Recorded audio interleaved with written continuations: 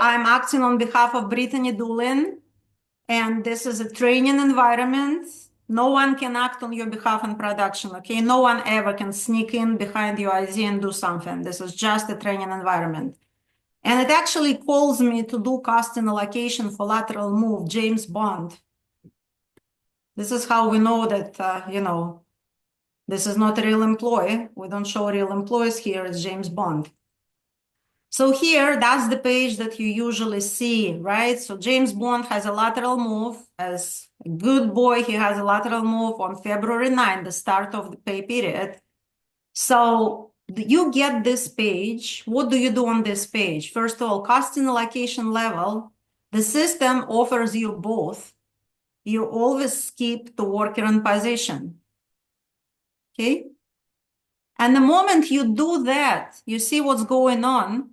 It actually shows you that James Bond has costing allocation in the system effective from April 18, 2022 is the conversion one. It goes back, right, to forever, December 31st, 2099.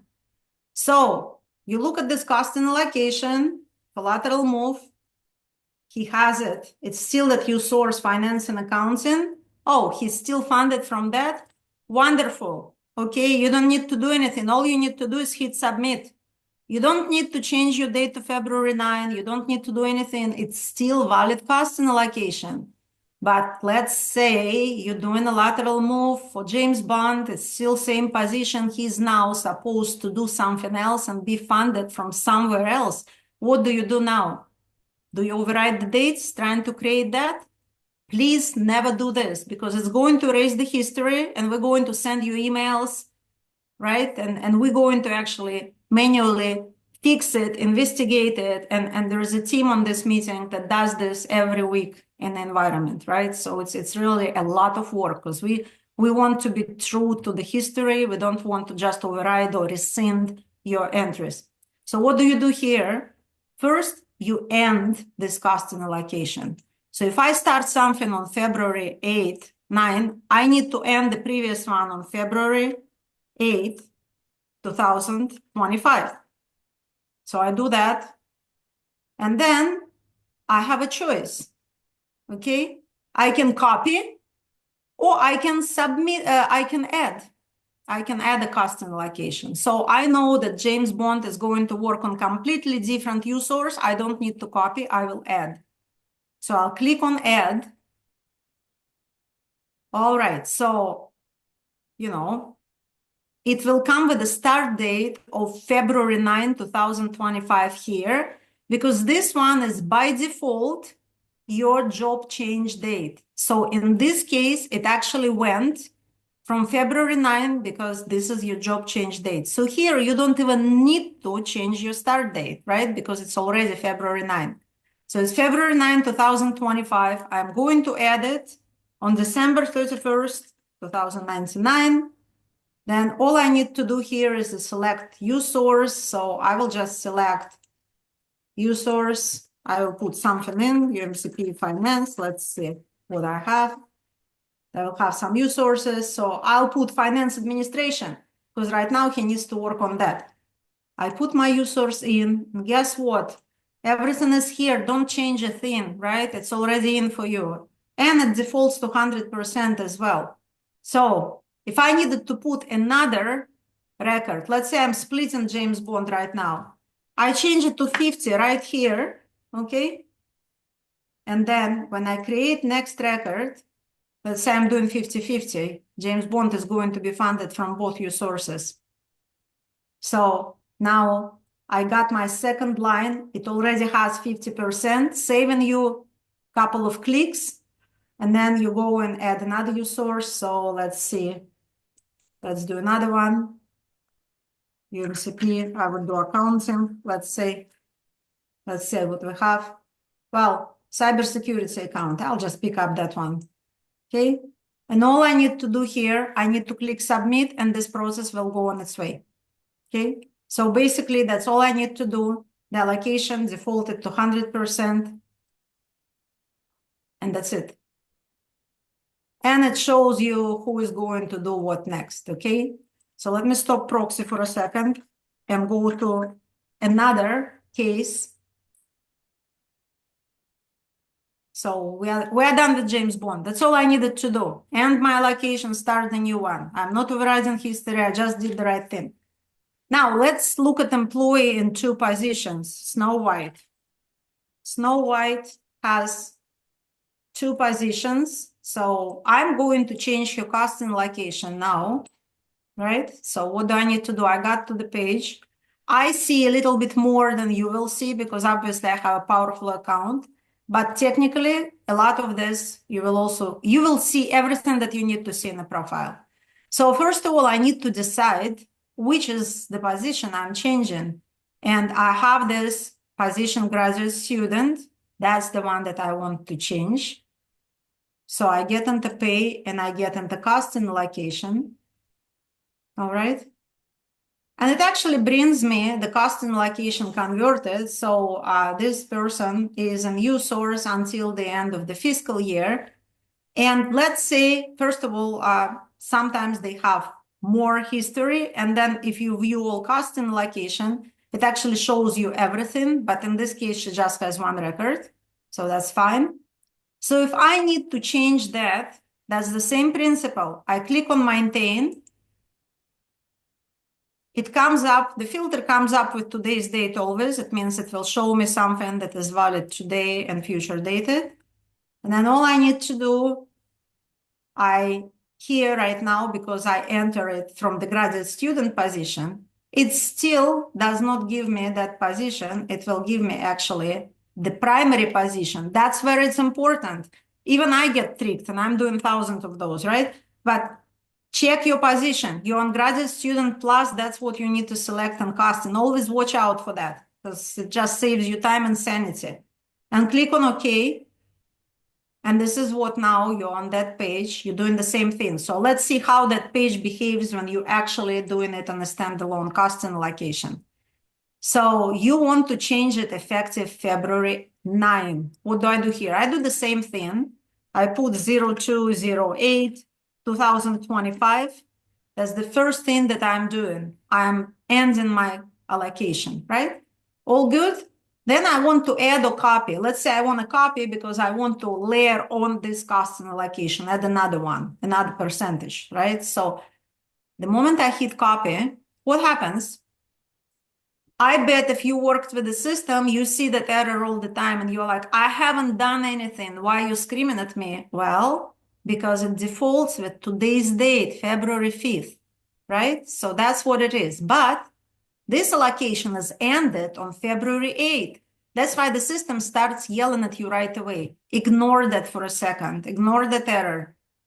When is your start date? February 9. Let's change the date to February 9. Okay? Guess what? I changed the date to February 9. My dates make sense now. The error is gone. So my end date, I actually, I'll put it until the end of the fiscal year, or July 12th is the end of the last pay period. So in going into the next fiscal year, so let me just enter it, 25. So I set the dates, my error is gone. Then what I'm doing, because I copied, I already have my U source here. Let me change it. This one will be 25%. And then I will select the next one. And the same thing, because I put 25 here, the system kindly added 75 already. So all you need to do is to select another U source and you're going to be on your way. I'm not going to submit that one because I want you to show you how to change the filter, okay? So let me discard that. And let's say I'm in this graduate position. Let's say if that costing allocation was expired, let me quickly update that to expiration, and then I'll show you how to see that. So current position, I'll just quickly set my date to something that is in the past, and we'll get back to that. So I'm on this page right now, but I'll set it to 01/31/2025. I'll end it, right? Because many times you will come and see expired costing. So I'll submit that. I'm an implementer, so no approvals. It just goes in. So now we are in a graduate student plus position. no current or future costing allocations exist, right? But the old costing allocation, you can still see what's expired. Now you see it's expired. So if I just click maintain, what am I going to do on the next page? It defaults to February 5. If I just click OK, actually, I'm doing the wrong thing here because it's the wrong position, right? So let's say, let me select the right one, current position. She's a graduate student. All right, so I select that. And now there is nothing on the page. I don't know what she was funded before. I can't use it. I might be doing mistakes here now, making mistakes because I don't know where the previous one ended. How do I correct that?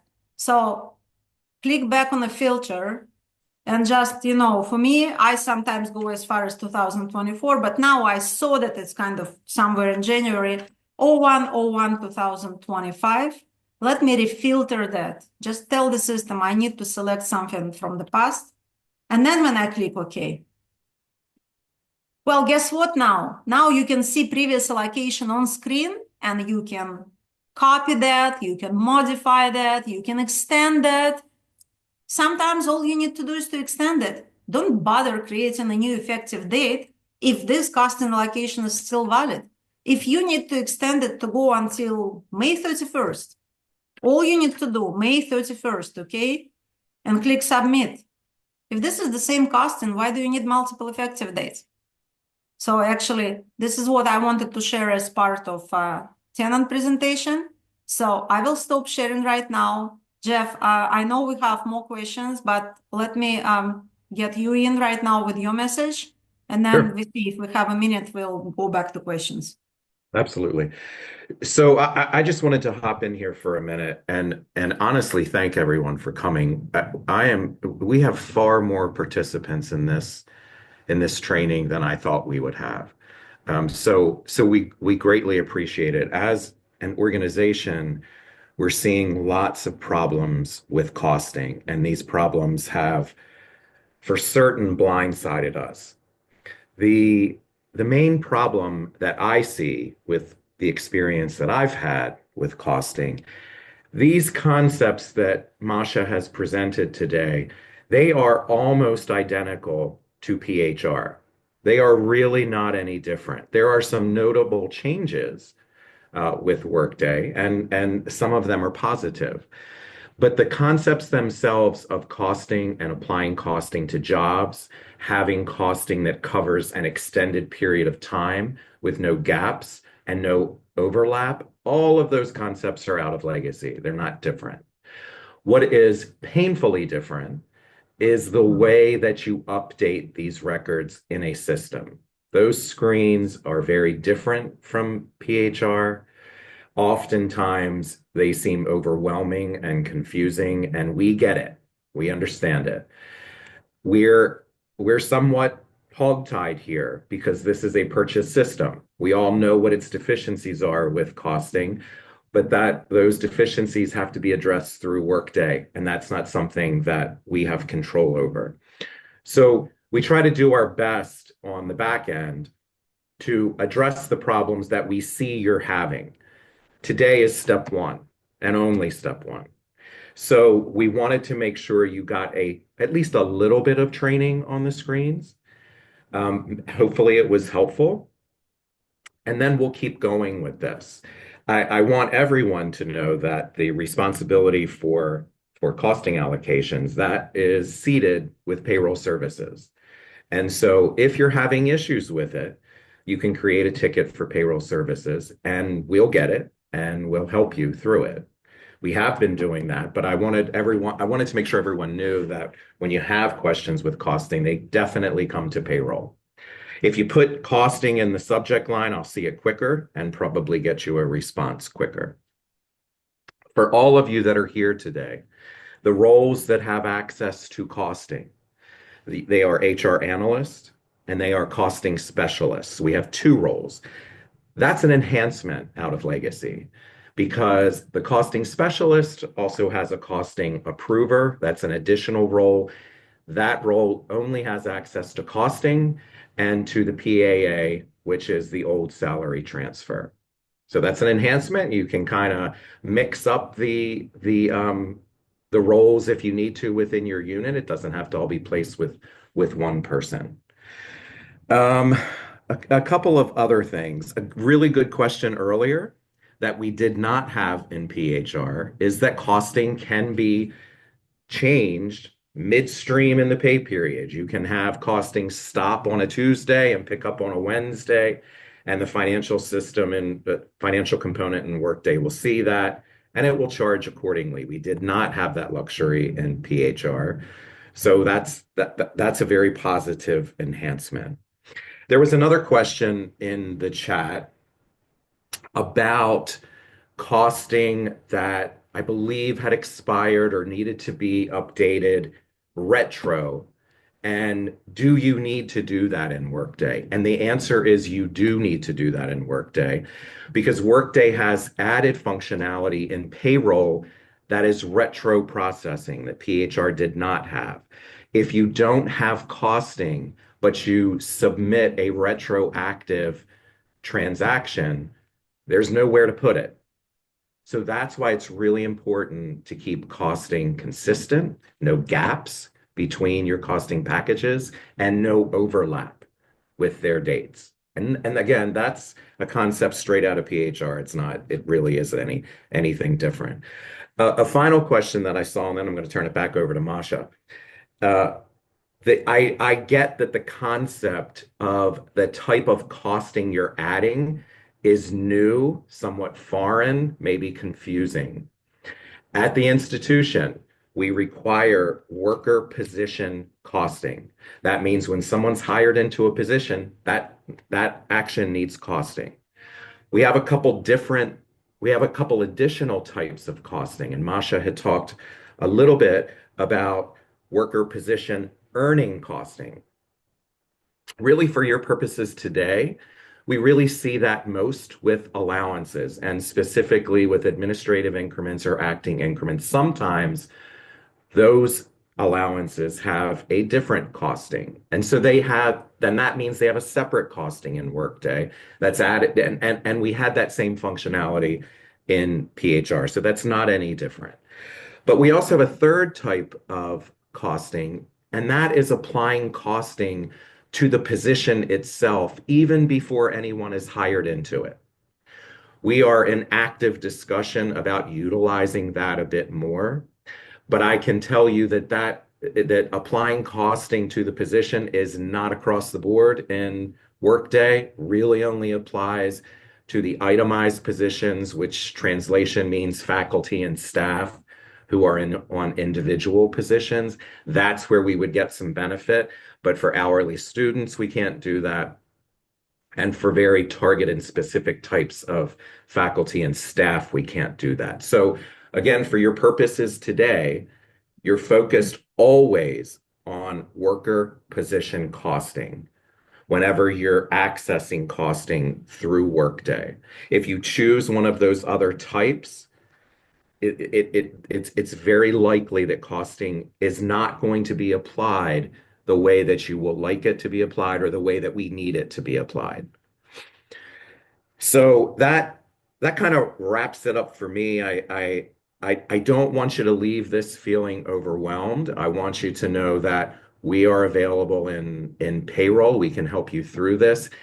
Any of you that want like an individual kind of Zoom session, let me know, and we'll see if we can get something on the calendar. If you want to get a group of your colleagues together and work through some real specific situations, happy to do that. So just want to kind of start from here and see how we progress. Thanks, Masha. Thank you, Jeff. And this is great message. I just want to add something to your message that we haven't addressed. Point Mhm. blank today. Please do not submit blank cost and allocations as part of change job or add job or hire, select worker position, add you source, because we will be coming back to you and you will still be doing that, but we will collectively spend triple amount of time, right? So do not hit submit on this blank page where you just selected worker position. Unfortunately, the system allows you to do it and we cannot stop it. Workday is not the old legacy system that we could tailor to our likes and needs. Just remember that this is required for every employee. Now, I see a lot of questions that we still haven't answered. So what we're going to do, we're actually going to answer all questions again. I'm going to answer all of those and send Q&A from this meeting to everyone involved. And if you have a complex case that you don't know how to proceed, please let us know, send us email. I'm actually, and we will send the slides to everyone. The slides also, we didn't go through everything. There are some links in the deck. So when you receive the deck, you will be able to actually use some links to get to job aid. I also hope that recording link, we will post it and also send it to everyone, okay? And first of all, thank you again. This is amazing that so many people chose to take an hour in their busy day to attend this. We are very grateful. I speak on behalf of our group. We put a lot of heart into this. Thank you again. And I'm sure that we will improve your experience and our back office experience as well. Absolutely. Now, Thank you. Lillian, Thank you, Kath. before we end this meeting, Lillian and Kim, I want to make sure that we copy all questions from Zoom so that we can answer and send to everyone. Yep, that's what I've been doing, copying them all. Perfect. And also the deck itself, we can just send it to all the attendees, right? Send that link. Absolutely. Thank you. Thank you. Yep. Have a great day. Thank you, everyone. Yep.